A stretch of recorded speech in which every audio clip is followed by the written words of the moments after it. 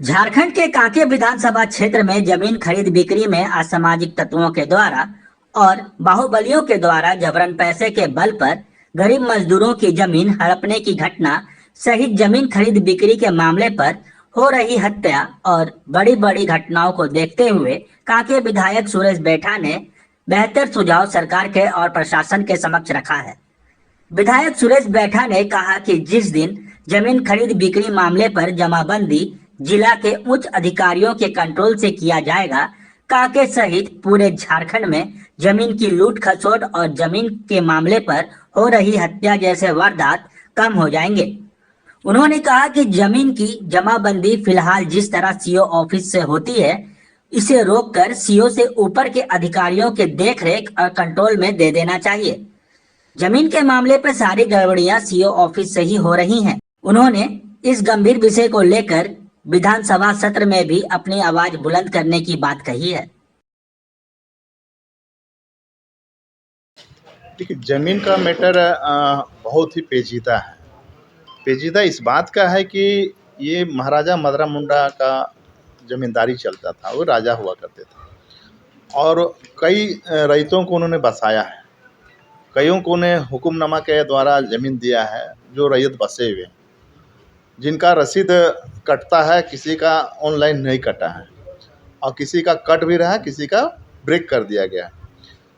यहाँ तक सही है, लेकिन जो ज़मीन भूखंड जो पड़ा हुआ है ऐसे ही खाली पड़ी हुई है, उस ज़मीन पे दलालों की नज़र है।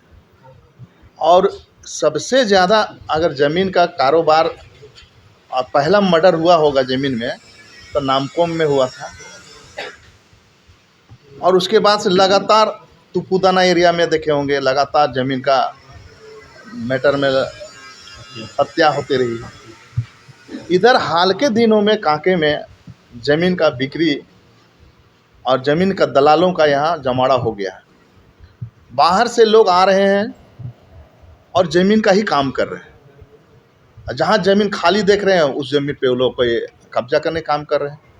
कारण ये है कि उस ज़मीन का पुनः जमाबंदी खुलवाने काम करते हैं लोग, और जमाबंदी खुलवाने के लिए लोग सीओ के पास जाते हैं और सीओ के पास जाते हैं, सीओ को प्रलोभन देते हैं कि सर आप इस जमाबंदी खोल दीजिए, आपको इतना माल दे देंगे। और सीओ भी प्रलोभन में आ जाते हैं और सीओ को इतना पावर दे दिया गया है, प्रशासनिक अधिकार जो मिल गया है कि किसी का ज़मीन को जीरो कर दो, किसी का ज़मीन को बढ़ा दो, किसी को घटा दो, और इस काम में ऑपरेटर को जिम्मा लगा गई है। ऑपरेटर के माध्यम से काम होता है कि जो भी जमाबंदी खोलना है सीओ का लॉगिंग में खोल देते हैं और सीओ को लोभ इतना दे देते हैं कि सीओ नया जमाबंदी खोल देता है।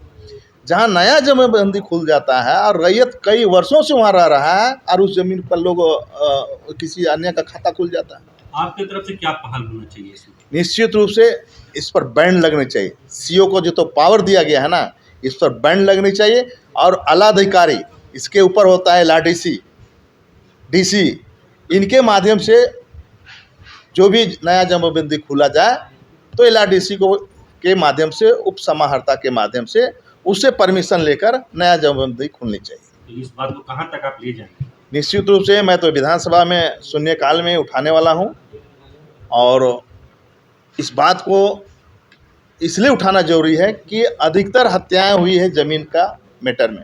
नया जमाबंदी खुलने का बंदोबस्त वाला अभी नया बंदोबस्ती नहीं हो रहा, पहले होता था।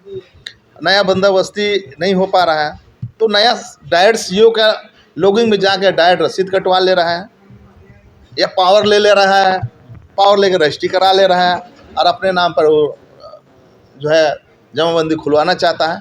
तो ये खेल को बंद करना पड़ेगा, तभी यहाँ की जनता सुरक्षित रहेंगे, यहाँ के लोग सुरक्षित रहेंगे, और नहीं तो इसी तरह का दुर्घटना होते रहेगा।